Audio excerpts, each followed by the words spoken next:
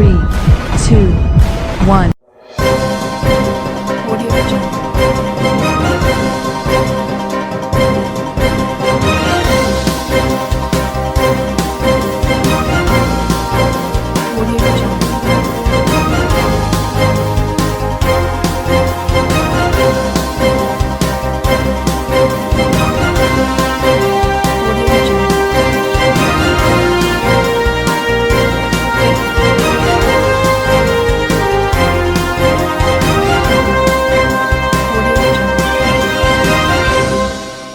नमस्कार, मैं हूं नरेश राघानी और आप देख रहे हैं हॉराइजन न्यूज। अजमेर जवान रंगमंच के सामने मिली लाश। कृष्णगंज थाना पुलिस पहुंची और मामले की पड़ताल में जुटी। वहीं पुलिस ने शव को अजमेर जेएलएन अस्पताल के चीर घर में रखवाया और मामले की पड़ताल शुरू कर दी। सावित्री चौराहे के नजदीक स्थित जिला चिकित्सा एवं स्वास्थ्य अधिकारी कार्यालय के सामने दाता नगर निवासी किशन लाल की लाश मिली। लाश की सूचना मिलते ही मौके पर कृष्णगंज थाना पुलिस पहुंची और पड़ताल शुरू कर दी। बलवीर एएसआई ने जानकारी देते हुए बताया कि लाश के सिर में चोट आई है, लेकिन उसके पास शराब के पौवे भी मिले हैं। हो सकता है वह नशे के कारण खंबे से टकरा गया और वह यहीं पर गिर गया, जिस कारण उसकी मौत हो गई। हालांकि पोस्टमार्टम रिपोर्ट के बाद ही मौत के कारणों का खुलासा हो सकेगा।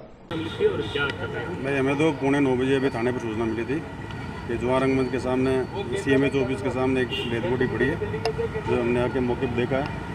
मृतक का नाम किशन लाल सन ऑफ दलेल सिंह रावत, उम्र 72 साल, दाता नगर पानी टंकी के पास बता रहे हैं।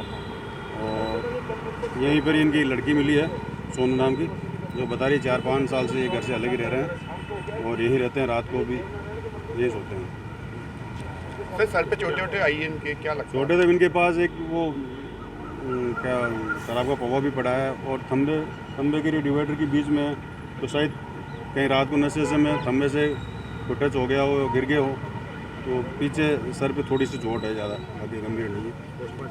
हाँ, वो तो रिपोर्ट पर पोस्टमार्टम होके बाद ही स्पष्ट होगा। क्या हुआ कैसे रहते हैं ये भी 4 दिन पहले मैं मिल के गई थी, जब तक तो बिल्कुल ठीक थे और मुझे बैंक में लेके जाना था, तो ये बोले जब तू बुलाना आएगा तो मैं चल लूँगा। लेकिन अब उसके बाद आज रात को इनके साथ क्या हुआ ये मुझे पता नहीं है। क्या स्थिति देख रहे हो आप? क्या लग रहा है? मुझे तो लग नहीं रहा कि भाई अपनी हालत से गुजरे। मुझे लग रहा है किसी ने मारा है इनको, क्योंकि 5-6 साल हो गए इनको यहाँ रहते हुए। हमारे लिए तो है नहीं है, बराबर हो गए थे दुनिया में जिस हिसाब से। क्या नाम है, कहाँ रहते थे ये पहले? ये दाता पहले पुलिस लाइन में रहते थे, मेरे पापा हैं, और अभी दाता नगर पानी की टंकी पे इनका मकान है। क्या फैमिली वाले आते ही जाते रहते हैं? नहीं, सिर्फ मैं ही आती थी, मैं इनकी बेटी हूँ छोटी। क्या नाम है आपका? सोनू। इनका क्या नाम है? किशन सिंह जी। ये क्या स्थिति देख रहे हो? कोई लड़ाई झगड़ा हुआ क्या ऐसे रात को या कुछ? सर मुझे नहीं लगता, क्योंकि रात को किस टाइम क्या हुआ ये तो हमें भी नहीं पता। सुबह कोई गया था हमें बताने के आपके पापा वहाँ पे ऐसे गुजर गए, जब देखा हालत इनकी ऐसी है।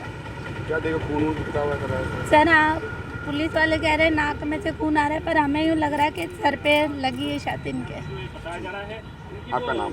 सोनू, दाता नगर पानी की टंकी। घटना हुई है और ये कब से रह रहे थे? कोरोना महामारी और लॉकडाउन के चलते अजमेर बस ओनर्स एसोसिएशन ने मुख्यमंत्री के नाम कलेक्टर को ज्ञापन सौंपा। बस मालिकों की आर्थिक स्थिति खराब होने के कारण 6 माह का टैक्स माफ किया जाए। अजमेर बस ओनर्स एसोसिएशन ने मुख्यमंत्री के नाम कलेक्टर को ज्ञापन सौंपा। एसोसिएशन के महामंत्री का कहना है कि लॉकडाउन की वजह से बस मालिकों की आर्थिक स्थिति खराब होने के कारण 6 माह का टैक्स माफ किया जाए एवं इनकी बसों का संचालन अधिकतर रात्रिकालीन है, जो कि लॉकडाउन 5 में छूट नहीं दी गई है। रात्रिकालीन कर्फ्यू रात 9 बजे से सुबह 5 बजे तक का है। एसोसिएशन का कहना है कि वेट में कमी करके डीजल की दरों को भी कम किया जाए एवं बीमा एवं कागजों की अवधि 1 वर्ष के लिए बढ़ाई जाए। एसोसिएशन का कहना है कि यदि हमारी मांगे नहीं मानी गई तो मजबूरन हम राजस्थान के जिला परिवहन अधिकारी कार्यालय में बसों को खड़ा करना पड़ेगा। अरे सर, किस तरह की समस्या आपको आ रही है और अब क्या कर रहे हैं? सर ऐसा है, हम Ajmer sleeper bus owners association से हैं और जो लॉकडाउन का इतना लंबा समय निकला उसके कारण हमारी बसेस सब खड़ी रही हैं। आज 3 महीने होने को आ गए। तो गवर्नमेंट की तरफ से इनका जो राजस्थान स्टेट का टैक्स है वो करीब प्रति बस प्रति माह करीब 35 से 40 हज़ार रुपया वो टैक्स होता है। तो 3-3 महीने का ये टैक्स बाहर हो गया सब बसेस वालों पर। और इसके अलावा इंश्योरेंस 3 महीने का वो लैप्स हो गया हमारा, तो कैसे परमिट लेस हो गया, तो आगे हम लोग कैसे क्या कर पाएंगे कुछ समझ में नहीं आ रहा। तो इसी को लेते हुए मुख्यमंत्री साहब के नाम ज्ञापन दे रहे हैं आज कलेक्टर साहब को, और उसमें हमारी यही मांग है कि अगर ये हमें या तो 6 महीने का ये टैक्स हमारा लॉकडाउन सहित 6 महीने का टैक्स माफ़ किया जाए, और हमारा जो इंश्योरेंस है उसको आगे एक्सटेंड किया जाए। और इसके बाद कलेक्टर साहब को ज्ञापन देने के बाद यहाँ से हम RTO जाएंगे, वहाँ DTO साहब को ज्ञापन दिया जाएगा। किस तरह की परेशानी आ रही है? और अगर ये नहीं होता है, सुनवाई नहीं होती है, तो 5 तारीख से हम लोग ऑल राजस्थान के जो भी बस ओनर वाले हैं, ये सब जिला परिवहन अधिकारी, हर जिले में परिवहन अधिकारी कार्यालय में अपनी बसेस खड़ी कर देंगे ले जाकर। हाँ जी, मेरा नाम महेश गुप्ता, अजमेर महामंत्री अजमेर बस एसोसिएशन। विभाग में इलेक्ट्रिशियन का काम कर रहे कर्मचारी ऑन ड्यूटी हुई मौत। मृत्युपरांत सहायता राशि न मिलने पर परिजनों ने दिया कलेक्टर को ज्ञापन। मुकेश मौर्य नामक युवक की कोरोना संक्रमण काल में जलदाय विभाग के पंप सेट पर इलेक्ट्रिशियन की ड्यूटी के दौरान कुछ रोज पहले मृत्यु हो गई थी।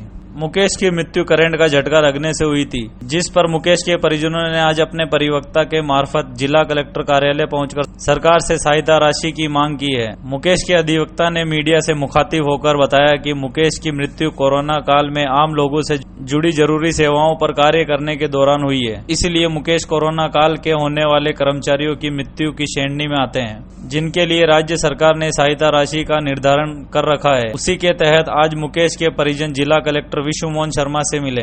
मुकेश की मृत्यु को कोरोना वॉरियर श्रेणी में होने की वजह से आर्थिक सहायता सरकार द्वारा प्रदान करवाने के आवेदन कलेक्टर के समक्ष प्रस्तुत किए। मुकेश मौर्य है, हमारे साथी अधिवक्ता के छोटे भाई हैं, जिनकी कोरोना वॉरियर्स के रूप में PHED पंप पर कार्यरत थे, और पैनल को ठीक करने के दौरान उनके इलेक्ट्रिक शॉक की वजह से उनकी मृत्यु हो गई, जिसके संदर्भ में हमने 10 दिन पूर्व डिपार्टमेंट में भी एप्लीकेशन दी, कलेक्टर साहब को भी एप्लीकेशन दी, लेकिन डिपार्टमेंट की ओर से उसकी सहायता के रूप में कोई राशि प्रदान करने के लिए आज तक कोई कार्रवाई नहीं की गई है। इसके लिए आज हम पुनः कलेक्टर साहब से मिले और कलेक्टर साहब को निवेदन किया कि उसको कोरोना वॉरियर्स के रूप में जो भी सहायता राज्य सरकार की ओर से दी जाती है उसको दिलाने के लिए हमने मांग की है, और इसी संदर्भ में हमने ज्ञापन सौंपा।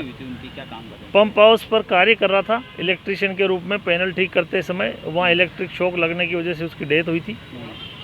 कहाँ की तारीख को हुई थी, कहाँ के रहने वाले हैं? 10 मई को डेथ हुई थी चंद्रवरदाई नगर में जो पंप हाउस है PHED का, वहाँ पर उसकी डेथ हुई थी। किस तरह का आश्वासन दिया कलेक्टर साहब? कलेक्टर साहब ने सहायता विभाग में भेज करके और रिपोर्ट तलब करने का निर्देश दिए, संबंधित विभाग से रिपोर्ट तलब करने के निर्देश दिए।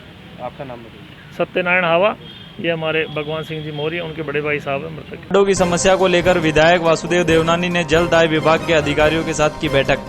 गर्मी बढ़ने के साथ ही पानी की समस्या भी बढ़ चुकी है। वासुदेव देवनानी पुलिस लाइन जलदाय विभाग पहुंचे।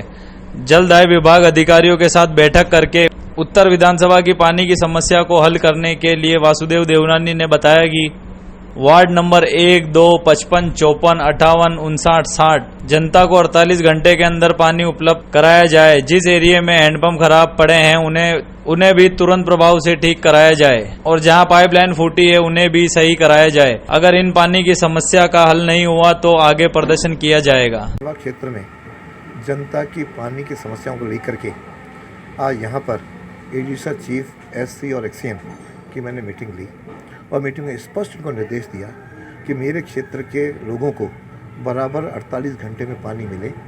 आज वार्ड 1, 2, 60, 59, 58, 55, 54 से लेकर के फाइसागर रोड की कॉलोनियाँ में पानी में जनता त्राही त्राही कर रही है, जबकि 20 साल पर पानी उपलब्ध है। अतः आप तुरंत उस पानी को व्यवस्थित करके सबको 48 घंटे पानी उपलब्ध कराएं। जो हैंडपम्प खराब है उस हैंडपम्प को ठीक कराएं, और जहाँ पाइपलाइन की लीकेज है उसको ठीक कराएं, और जहाँ के बूस्टर की शिकायत आती है उसको आप पकड़ो, और इस प्रकार जनता को पानी पूरी तरह से मिले, ये मैंने मांग रखी है। यदि ये पूरी नहीं हुई तो कुछ दिनों के बाद जनता में 144 के कारण जनता आक्रोशित है, लेकिन इकट्ठी होकर के नहीं आ पा रही है। फिर ये आक्रोश अपना धैर्य खो करके कहीं आक्रोश इस आंदोलन में न पलटे, लेकिन मैंने कहा कि अगले 3 दिन के अंदर आप इस व्यवस्था को ठीक करें। 10वीं और 12वीं की बकाया परीक्षा होगी अब। कोरोना महामारी के चलते रुकी थी। बोर्ड विद्यार्थियों के लिए आवश्यक निर्देश जारी। 1 घंटा पूर्व परीक्षा केंद्र पर प्रवेश कर सकते हैं। यह बात राजस्थान माध्यमिक शिक्षा बोर्ड अध्यक्ष डीपी जालोरी ने शिक्षा अधिकारियों की बैठक में कही। जालोरी ने कहा कि जून में 10वीं 12वीं की शेष परीक्षाएं और परिणाम पहली प्राथमिकता है। जिला शिक्षा अधिकारी अपने क्षेत्र के केंद्र को सूचना देकर परीक्षा केंद्रों पर जिला प्रशासन एवं नगर पालिका के माध्यम से इसमें सोशल डिस्टेंसिंग, सैनिटाइजेशन और 1 घंटा पूर्व परीक्षा केंद्र में प्रवेश जैसे निर्देश शामिल होंगे। आज की मीटिंग उसी संदर्भ में थी जो कल थी। आधे जिलों की हमने कल कर दी, बचे हुए जिलों की आज हुई।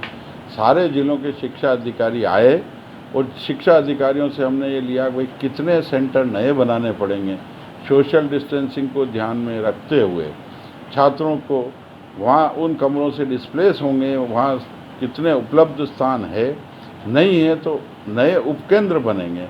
उनकी सूचना लेने के लिए उनको बुलाएं, उनकी कठिनाइयों को सुना है और उसका निराकरण करने का प्रयास कर रहे हैं, क्योंकि क्वेश्चन पेपर भी जाएंगे, आंसर बुक्स भी जाएगी और उसी हिसाब से कलेक्शन होगा। उन सबको मद्देनज़र रखते हुए सरकारी आदेशों की पालना करते हुए हम परीक्षाएं करवाने का प्रयास कर रहे हैं। उसी कड़ी में हम सभी जिला शिक्षा अधिकारियों को बुलाया गया, उस पर चर्चा करें। सर, आज कोई विशेष निर्देश आपके द्वारा या दिए गए? वही दिया गया मुख्य रूप से हमें कि सोशल डिस्टेंसिंग रखते हुए बच्चों को बिठाएंगे। अगर कोई बच्चा बीमार है या बीमारी से ग्रस्त है तो ऐसे बच्चों को परीक्षा में आप नहीं आने दें।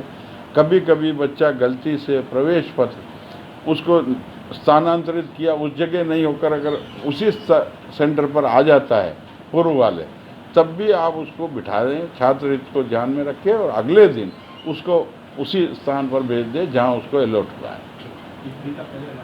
हाँ, 1 घंटा पहले। अच्छा, दूसरा हमने परिवर्तन किया, वैसे परीक्षा में आधा घंटा पहले प्रवेश देते हैं, इस बार हमने 1 घंटा पहले छात्र प्रवेश कर सकेगा सेंटर पे, जिससे कि भीड़ में नहीं रहे और सैनिटाइजर की प्रबंधन होगा, साबुन सैनिटाइजर का हर केंद्र पर प्रबंधन होगा। सर, चैनल के माध्यम से आप कोई मैसेज देना चाहते हैं बच्चों को, भाई किस तरीके से बच्चों को हमारा ये मैसेज है कि समय से पूर्व पहुँचे और मास्क लगाकर पहुँचे। मास्क, गमछा, जिस तरीके से भी हो, छात्र अपने मुंह को बिल्कुल बंद करके जाएं घर से ही, और वहाँ पहुँचने पर भी बंद रखें। आपस में दूरी बनाए रखें, जहाँ उसको उपलब्ध स्थान है वहीं पर बैठें।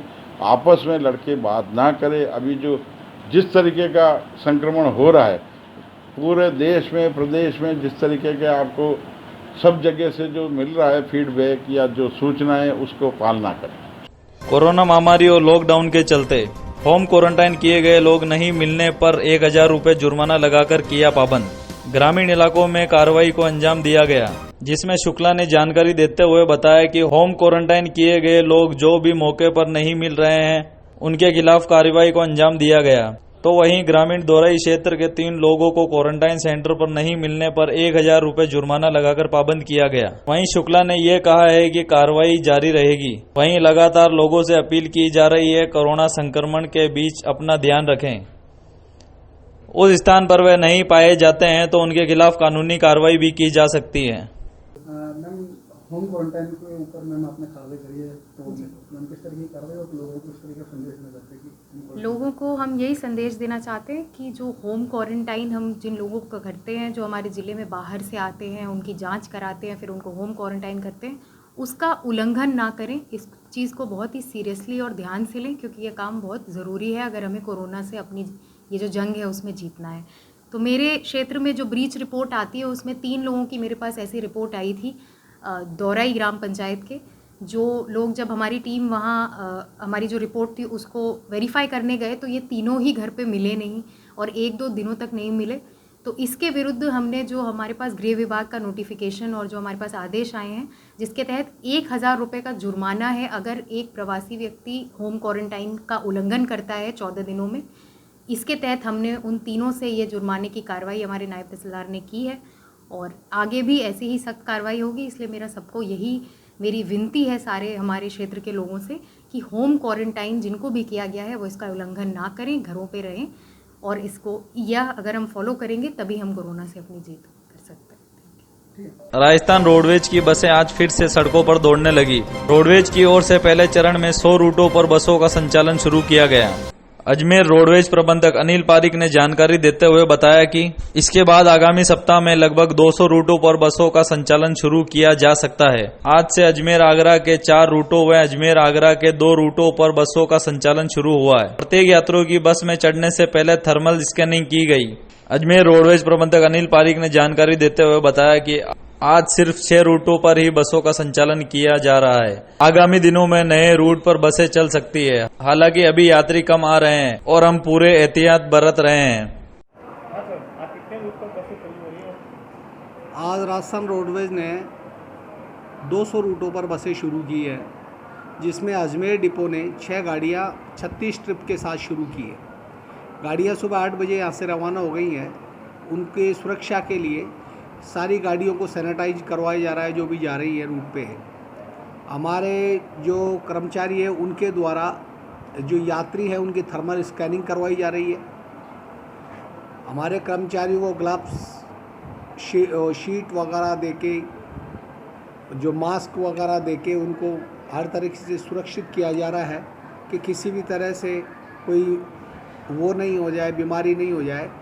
और हमने गाड़ियां रवाना कर दी है। आज यात्रियों की संख्या कम रही, जैसे जैसे मालूम होगा, जैसे जैसे यात्रियों को निकलना होगा, अब धीरे धीरे हमने सुचारू रूप से हमारी जारी कर दी है सेवाएं और भविष्य में हम चलाते रहेंगे। तो यात्रियों की बात करो तो उसमें कितने जने बैठे रहेंगे? मतलब हम कैपेसिटी में गाड़ी चलाएंगे। सर कितने जने मतलब सीट अंदर बैठाएंगे? जितनी सीटें उतने लोग बैठाएंगे।